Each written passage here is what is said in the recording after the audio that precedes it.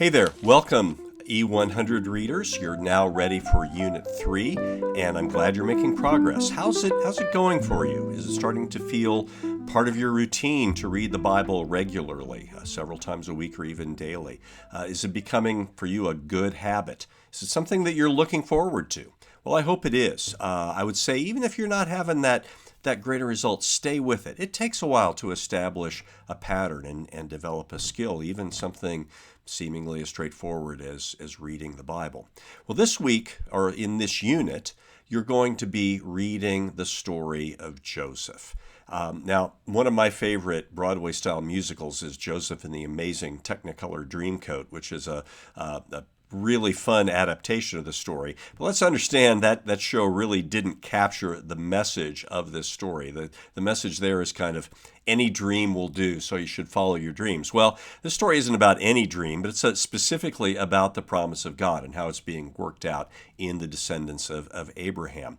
In this story, we're going to see how God works through the great evil that some of these people do in order to bring about the good that he is aiming for and that he intends. We're going to see how rivalry and resentment are a part of the family history of the patriarchs of Israel. It was in the case of Ishmael and Isaac. It was in the next generation with Jacob and Esau. And now it is with Jacob's son. In fact, it comes to a pretty terrible kind of climax as the brothers will sell Joseph into slavery. Also, we're going to see another part of the family legacy, the way that Joseph's multiple wives leads to intense rivalry among the mothers of his children and so among his 12 sons. Now, there's some things I want you to look for as you are doing the readings in this unit. Notice how powerful the nation of Egypt is. It is one of the superpowers of the region at the time of this story. But God is still more powerful, though God does not work in the way that we would conventionally think of as power in many instances. God is going to use his power in the story to exalt a forgotten slave who has languished in prison for years. He's going to exalt him to a position of authority, specifically as a demonstration of God's own power and God's own grace. And we'll see how both Joseph and his brothers are going to struggle to come to terms with what had gone down among them. The brothers are going to struggle to really admit the great harm that they had done and to live with those consequences, whereas Joseph is going to struggle to forgive. It's a very real and very human story as we read this. Now, as you read the story, we want you to think about how it fits into the larger narrative. First of all, this kind of gives us an aha moment. How in the world did the descendants of Abraham ever end up in Egypt and as slaves? Well, this is part of the story. They go there because Joseph is there, and it is Joseph who saves them from a famine in their own land.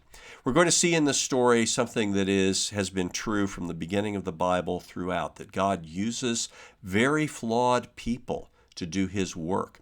Sometimes those flawed people will do terrible things, but through the whole story, they have the opportunity to learn God's grace, and God demonstrates his power, his glory, by exercising his forgiving grace towards them. You'll see how both Joseph and his brothers struggle to come to terms with what had happened. And in doing this, God is going to show himself even more powerful than Egypt. He will exalt Joseph. He will bring forgiveness through Joseph. He will bring relief from famine through Joseph. And so in all of this, God is going to show himself more powerful than Egypt. And this exaltation of the downtrodden is something that is going to be repeated again and again throughout the biblical story. It's really at the core of the biblical narrative, and ultimately it is the story of Jesus, the divine Son of God, who becomes human, lives as a poor man in the city of Nazareth, and who's ultimately crucified by the Romans, but whom God the Father raises up. So the Joseph story gives us a taste of what is to come and the pattern of how God will do his work throughout the Bible. So enjoy, keep your eyes open and your ears and heart open as well as you are reading.